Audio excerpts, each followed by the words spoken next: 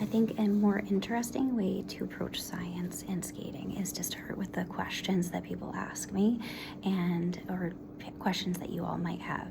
So one layman's kind of question, somebody that is not really an expert in the sport of skating, they typically will ask how a skater can spin so quickly.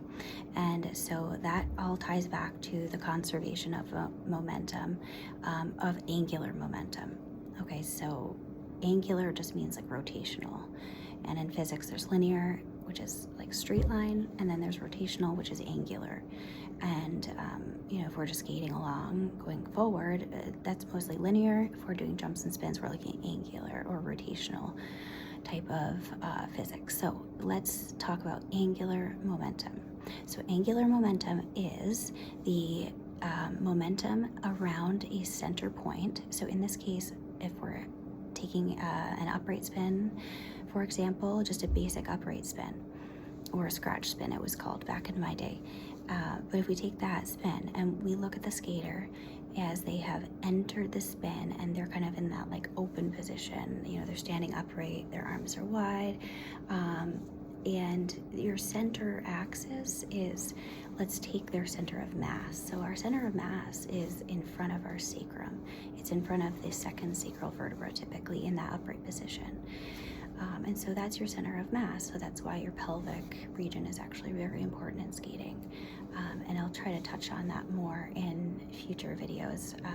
So if you take the angular momentum, which is the momentum around a center point, which is your pelvis basically, and you consider the distance of the weight of your arms or your legs, the distance from your center of mass, it's really going to create more pull on the center of mass, which will slow your momentum because there's a greater distance when your arms are out wide of your arms and legs to your center, creating more drag. If you want to call it drag, we can do that in the air or from the air against the arms. So we're big, we move slow, we pull in close to increase momentum because we have shortened the distance of the body parts, the arms and the legs, to our center of mass or the axis of rotation. So that's how we pick up speed. And now a lot of coaches and skaters want to know how we continue spinning in one place and pick up speed and maintain that speed as long as we can, even with changes in body position, right? So that's really the challenge of the higher level of skating. So how do we do this? Well, that is, we look back at the principle of conservation of angular momentum. And that principle of the conservation of angular momentum states that basically an object will continue rotating or spinning about a center point unless there's an external force or external torque, because we're talking about rotation. If there's an external force acting on that object, that's really ultimately what's going to slow down that momentum. Well, we know that the forces that are obviously going to act on any skater, it will be mass, right? So their body weight down into the ice, and then the friction of the blade on the ice. And that's given. We could reduce that in some ways, but we would be compromising other parts of skating skills in doing that. So let's just assume that that's a given. We have friction from the blade in the ice, and then we have the weight of the body. So we know that momentum is mass times velocity.